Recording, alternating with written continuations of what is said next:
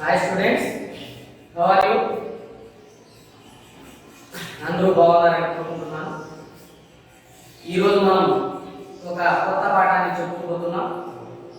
ఆ పాఠానికి ముందు ఆలోచించండి, మాట్లాడండి అనే దాని గురించి చెప్పుకుందాం. ఇక్కడ ఒక చిత్రం ఉంది. ఆ చిత్రంలో ఎవరెవరు ఉన్నారు, ఏం చేస్తున్నారు? ఈ చిత్రంలో శ్రీకృష్ణుడు ఉన్నాడు, రుక్మిణీదేవి ఉంది, కుచేలుడు ఉన్నాడు. ఎవరెవరు ఉన్నారు? శ్రీకృష్ణుడు,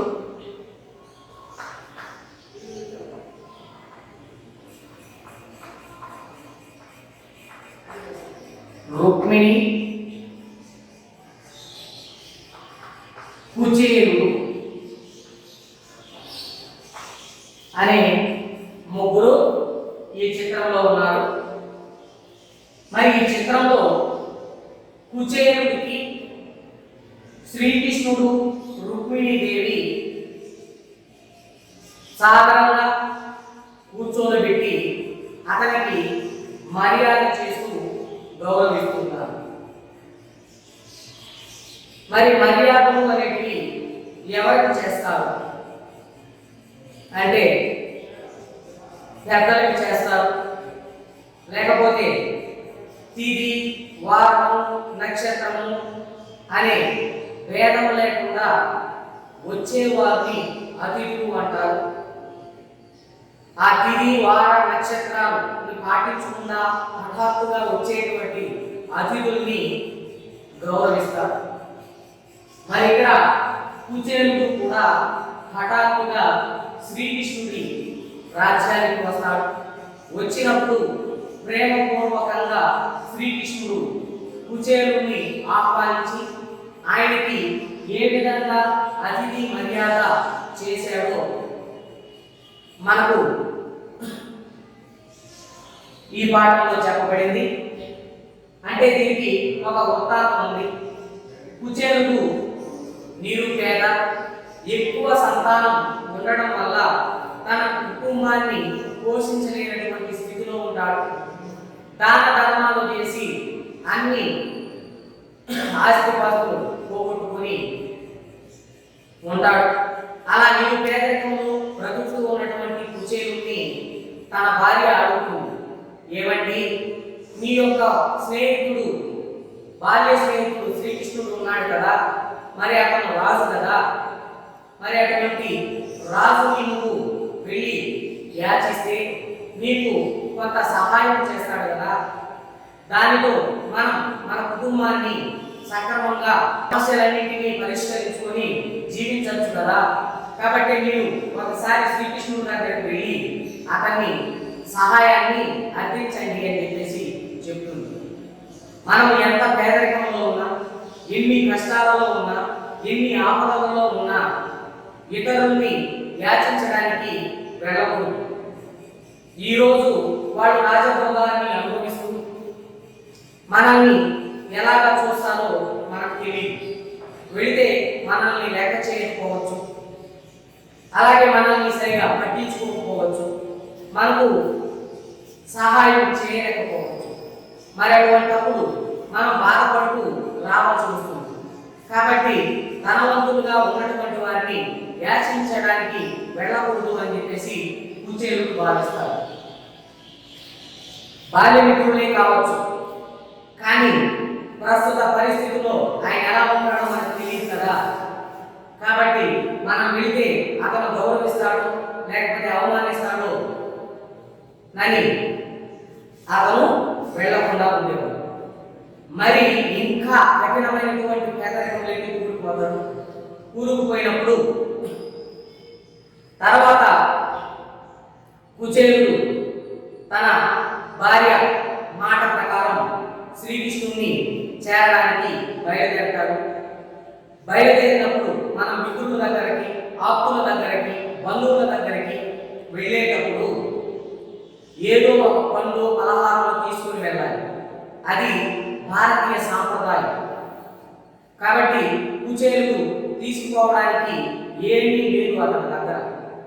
మరి అటువంటిప్పుడు ఇంట్లో అటుకులు ఉంటాయి, అవి బాగా మగ్గిపోయి ఉంటాయి. అలా మగ్గిపోయి ఉన్నటువంటి అటుకుల్ని తీసుకొని రామని చెప్పేసి ఆ అటుకులు కట్టుకొని ఉన్నటువంటి చీర కొంగులో కట్టి గట్టిగా మురిగేసుకొని స్నేహితుడి దగ్గరికి బయలుదేరి వెళ్తాడు. రాజ్యం దగ్గరికి వెళ్ళిన తర్వాత ద్వారపాలకులు ఉంటారు. ఆ ద్వారపాలకులు అతన్ని రాజ్యంలోకి రానివ్వరు, బయటికి నెట్టేస్తారు. మరి అటువంటి పరిస్థితుల్లో అయ్యా, నేను శ్రీకృష్ణుడి యొక్క బాల్య స్నేహితుడని, మేమిద్దరము మంచి మిత్రులము, నా పేరు నా మిత్రుడికి నేను చెప్పినట్లయితే వెంటనే వచ్చి నన్ను తీసుకొని వెళ్తాడు, ఒకసారి చెప్పండి అని చెప్పేసి కుచేలుడు చెప్తాడు.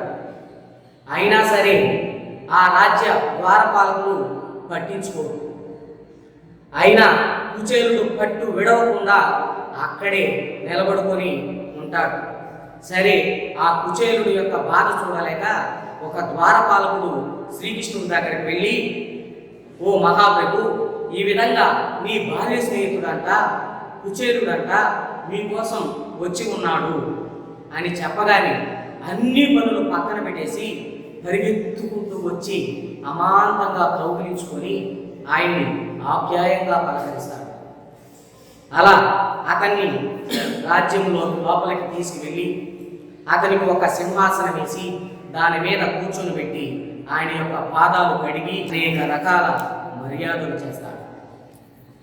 అలా అకస్మాత్తుగా వచ్చినటువంటి తన బాల్యమిత్రుడు కుచేలుడిని సాదరంగా ఆహ్వానించి అతనికి అతిథి మర్యాద చేస్తాడు. మరి ఈ అతిథి మర్యాద అనేది ఎలా చేయాలి, అతిథిని ఏ విధంగా గౌరవించాలి అని చెప్పడమే ఈ పాఠ్య భాగం యొక్క ముఖ్య ఉద్దేశం. ఫస్ట్ క్వశ్చన్, ఆ ఆసనం పైన ఎవరెవరు ఉన్నారు? ఆసనం పైన కుచేలుడు ఉన్నాడు, ఒక పక్క శ్రీకృష్ణుడు, ఇంకొక పక్క రుక్మిణి ఉన్నారు.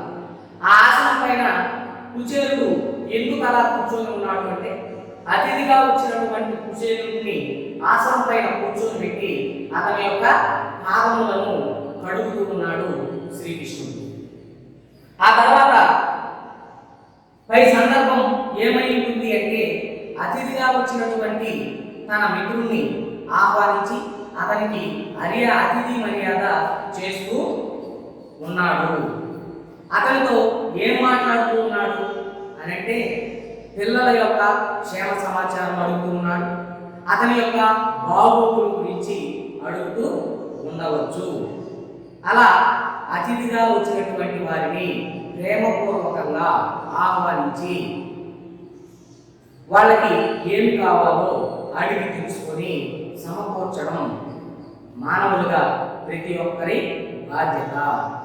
మరి ఈ చిత్రంలో ఉన్నటువంటి కుచేలుడు మప్పిపోయినటువంటి అటుకులు తెస్తాడు కదా, వాటిని అడుగుతాడు శ్రీకృష్ణుడు.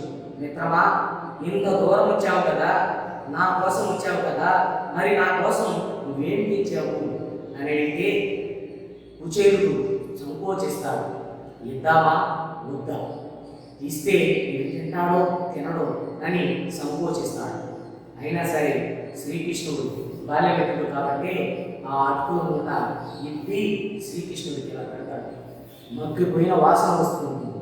అయినా సరే శ్రీకృష్ణుడు ప్రేమగా తెచ్చినటువంటి అటుకుల్ని ఎంతో ఆప్యాయంగా తీసుకొని తిని చాలా ఆనందపడతాడు. అలా కుచేలుడి యొక్క పేదరికాన్ని అర్థం చేసుకొని అతనికి అన్ని రకాల సౌకర్యాలను కలగజేస్తాడు శ్రీకృష్ణుడు. కాబట్టి మన ఇంటికి ఎవరు అతిథులు వచ్చినా వాళ్ళని గౌరవించాలి, వాళ్ళని గొప్పగా ఆదరించాలి. కాబట్టి మనం చెప్పుకునే పాఠం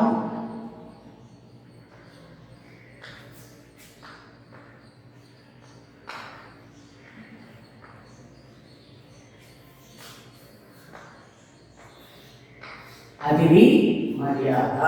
ఈ అతిథి మర్యాద పాఠం యొక్క ముఖ్య ఉద్దేశం ఏమిటంటే, పిల్లలకి అతిథి అంటే ఎవరు, అతిథిని ఎలా ఆదరించాలి, అతిథిని ఎలా గౌరవించాలి అనేది తెలపడమే ఈ పాఠం యొక్క ముఖ్య ఉద్దేశం. మరి ఈ పాఠాన్ని రచించినటువంటి కవి ఎవరంటే ఉషశ్రీ. కవి ఉషశ్రీ.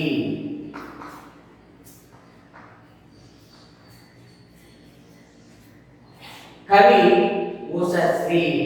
అతిథి మర్యాద అనే పాఠాన్ని రాసింది ఉషశ్రీ. ఆయన యొక్క అసలు పేరు పురాణ పండ సూర్యప్రకాశ దీక్షితుడు. అతని అసలు పేరు పురాణ పండ సూర్యప్రకాశ దీక్షితుడు. ఇతని జననం మరణం చూస్తే 16 మార్చి 1928లో జన్మించాడు. 16/3/1928లో జన్మించాడు. అలాగే 7 సెప్టెంబర్ 1990లో మరణించాడు. 7 సెప్టెంబర్ 1990లో మరణించాడు. ఈయన యొక్క జన్మస్థలం పశ్చిమ గోదావరి జిల్లా కాకరపర్రు గ్రామం. కాకపర్రు అంటారు. కాకపర్రు గ్రామంలో జన్మించాడు. ఈ పుణ్యమూర్తికి జన్మనిచ్చినటువంటి తల్లిదండ్రులు ఎవరంటే పురాణ పండ రామూర్తి గారు, కాశీ అన్నపూర్ణ గారు ఈ పురాణ పండ సూర్యప్రకాశ దీక్షితుడికి జన్మనిచ్చారు. అలాగే ఈయన రాసినటువంటి రచనలు ఏమిటంటే పద్య రూపంలో ఉన్నటువంటి భారత, రామాయణ, భాగవత, భగవద్గీతలను ఇతను వచన రూపంలో రాశాడు. వచనము అంటే ఏదైనా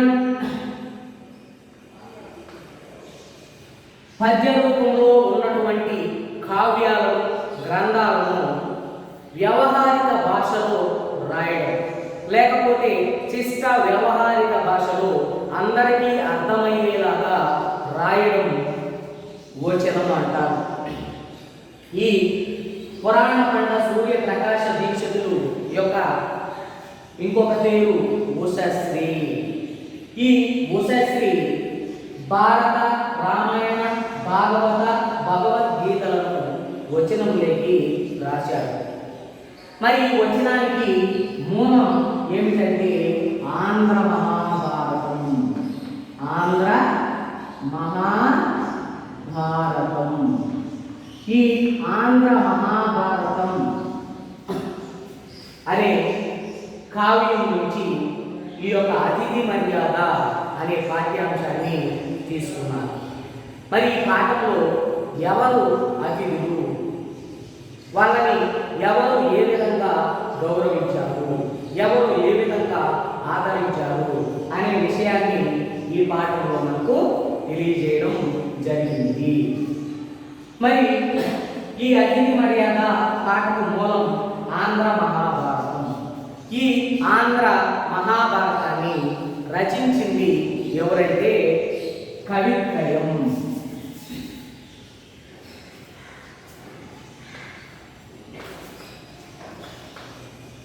ఈ కవిత్రయం ఎవరు అంటే నన్నయ్య, తిక్కన, ఎర్రన. ఆంధ్ర వాంగ్మయంలో ఈ ముగ్గురిని కవిత్రయంగా చెప్తారు. ఈ నన్నయ్య, తిక్కన, ఎర్రన అనే వారిని కవిత్రయము అని అంటారు. ఈ ముగ్గురు కలిసి సంస్కృతంలో వ్యాసుడు రాసినటువంటి మహాభారతాన్ని ఆంధ్ర మహాభారతంగా అనువాదం చేశారు, కావ్యంగా రచించారు. ఈ ఆంధ్ర మహాభారత కావ్యాన్ని ఉషశ్రీ వచన రూపంలో రాశారు. ఆ వచన రూపంలో ఉన్న ఈ అతిథి సత్కారం అనే అంశాన్ని ఆధారంగా చేసుకొని ఉషశ్రీ అతిథి మర్యాద అనే పాఠాన్ని మనకు అందించడం జరిగింది. మరి ఈ అతిథి మర్యాద ఏ ప్రక్రియకు చెందింది?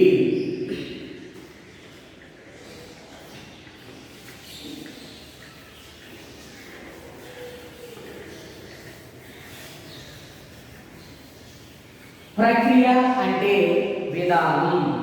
ఈ అతిథి మర్యాద అనే పాఠం ఇతిహాసం అనే ప్రక్రియకు చెందింది. ఇతిహాసం అనే ప్రక్రియకు చెందింది. ఇతిహాసం అంటే తొల్లేటి కథలు. పూర్వం ఇది ఇలా జరిగింది అని చెప్పబడే కావ్యాన్ని ఇతిహాసం అంటారు. ఇవి గ్రంథస్థం కాకముందు వాక్ రూపంలో ఉండేవి, మాటల రూపంలో ఉండేవి. కాబట్టి పూర్వం జరిగినటువంటి కథలని వీళ్ళు గ్రంథాలుగా రాశారు, కావ్యాలుగా రాశారు. అలా కావ్యాలుగా రాసినటువంటి ఈ మహాభారత, రామాయణ, భగవద్గీత, భాగవతాలను ఉషశ్రీ వచన రూపంలో రాశారు. ధర్మక్షేత్రమైనటువంటి కురుక్షేత్రంలో కురుక్షేత్రంలో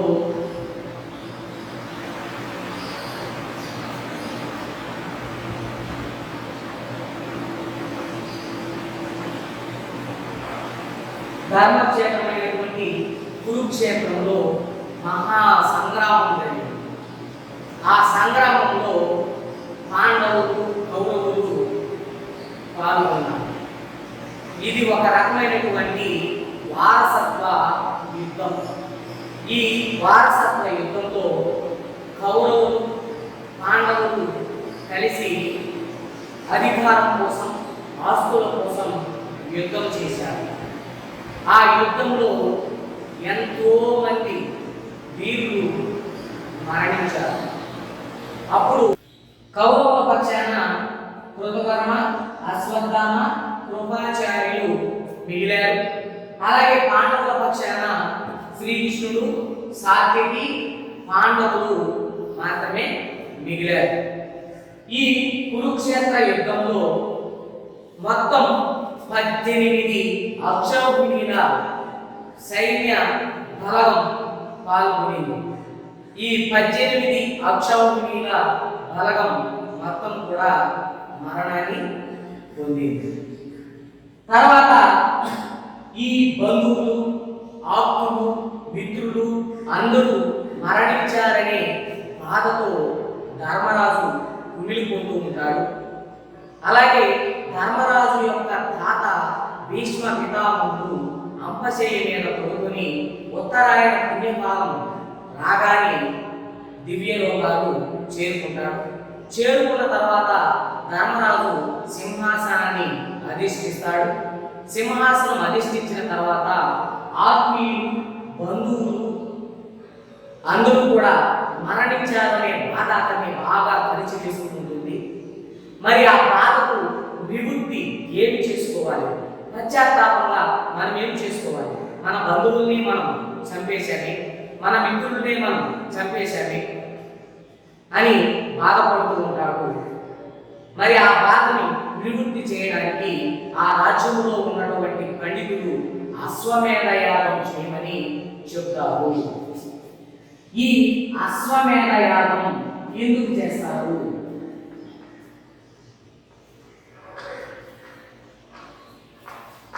ఈ అశ్వమేధ యాగం ఎందుకు చేస్తారంటే రాజ్యము సుభిక్షంగా ఉండాలని, సుఖ సంతోషాలతో వర్ధిల్లాలని, అలాగే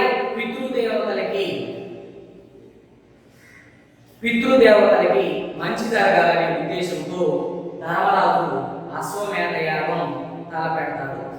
ఈ అశ్వమేధ యాగానికి అతిరథ మహారథులు, చక్రవర్తులు, రాజులు అందరూ హాజరవుతారు. అలాగే జనపదాల నుంచి, నగరాల నుంచి అనేక వేల మంది ప్రజలు ఆ యొక్క అశ్వమేధ యాగాన్ని తిలకించడానికని వస్తారు. వచ్చిన వారందరికీ అంగరంగ వైభవంగా భోజనాలు, వస్త్రదానాలు చేస్తూ ఉంటారు.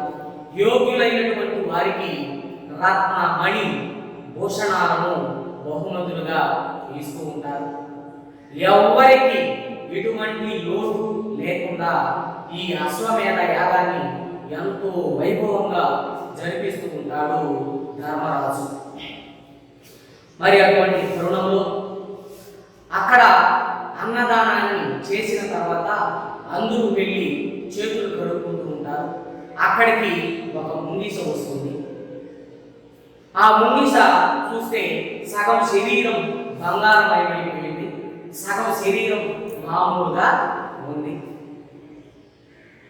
ఆ ముంగిసను చూసి అందరూ కూడా ఆశ్చర్యపోతారు. ఏంది ఈ ముంగిస విచిత్రంగా ఉన్నదే, సగం శరీరం బంగారమయమయ్యి సగం శరీరం మామూలుగా ఉన్నది, ఏమిటి విచిత్రం అని చెప్పేసి అందరూ కూడా ఆశ్చర్యపోతూ చూస్తూ ఉంటారు. అప్పుడు ముంగిస పక్కపక్క నవ్వి ఇది ఒక దానమేనా అని చెప్పేసి హేళనగా నవ్వుతుంది. అప్పుడు ప్రజలందరూ ఆ ముంగిసను చూసి ఏంది ఇది ఇలా మాట్లాడుతుంది, హేళనగా నవ్వుతుంది, ఏమిటి అని చెప్పేసి అడుగుతారు.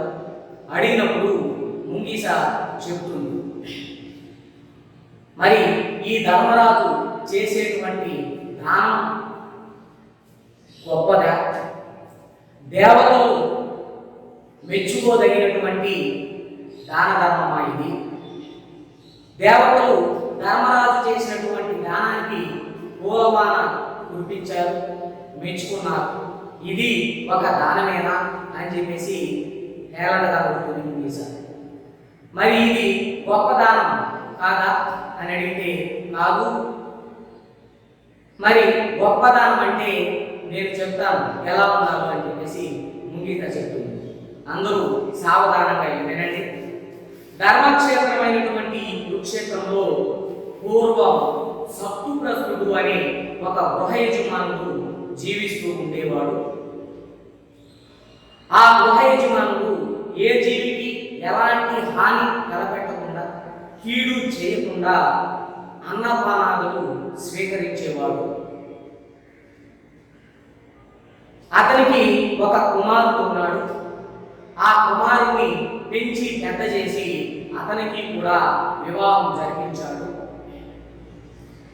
వివాహం జరిపించిన తర్వాత ఆయన, అతని భార్య, కొడుకు, కోడలు నలుగురు కలిసి ఆ గృహంలో జీవిస్తూ ఉంటారు.